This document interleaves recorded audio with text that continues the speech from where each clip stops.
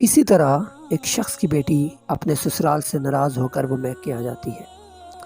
باپ نے اپنی بیٹی سے کہا کہ بیٹی میں نے کافی دنوں سے تمہارے ہاتھ کا کھانا نہیں کھایا، تم اس طرح کرو کہ میرے لیے تم ایک انڈا بائل کر دو، آلو بائل کر دو، اور ساتھ تم گرما گرما کافی جو ہے وہ میرے لیے تیار کر دو۔ اور ساتھ اس نے یہ بھی کہا کہ یہ تینوں چیزیں جو ہے وہ 20 منٹ تک آگ پر رہنی چاہیے، چولہے پر رہنی چاہیے۔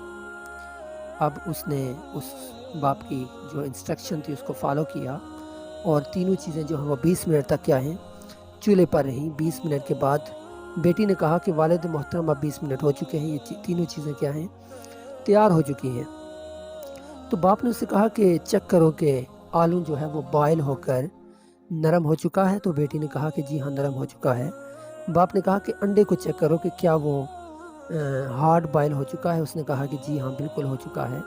اور اس نے کہا کہ کافی چیک کرو کہ کیا وہ خوش رنگ اور خوشبو اس میں آ چکی ہے، اس نے کہا کہ جی بالکل ایوری تھنگ از پرفیکٹ، سب کچھ کیا ہے ٹھیک ہے، پرفیکٹ ہے۔ تو باپ نے کہا کہ دیکھو کہ تینوں چیزوں نے گرم پانی میں یکساں وقت گزارا ہے اور برابر کی تکلیف کیا ہے، برداشت کی ہے۔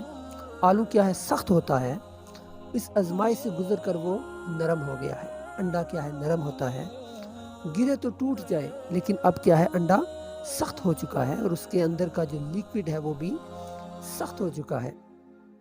باپ نے کہا کہ کافی نے پانی کو خوش رنگ، خوش ذائقہ اور خوشبودار بنا دیا ہے۔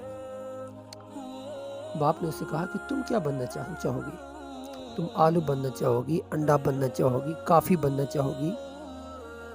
یہ تمہیں سوچنا ہے، یا خود تبدیل ہو جاؤ یا پھر کسی کو تبدیل کر دو، ٹھیک ہے، ڈھل جاؤ یا کیا کرو، ڈھال دو۔ یہی زندگی گزارنے کا کیا ہے، فن ہے، یہی زندگی گزارنے کا طریقہ ہے، سیکھنا، اپنانا، تبدیل ہونا، ڈھلنا، ڈھل جانا۔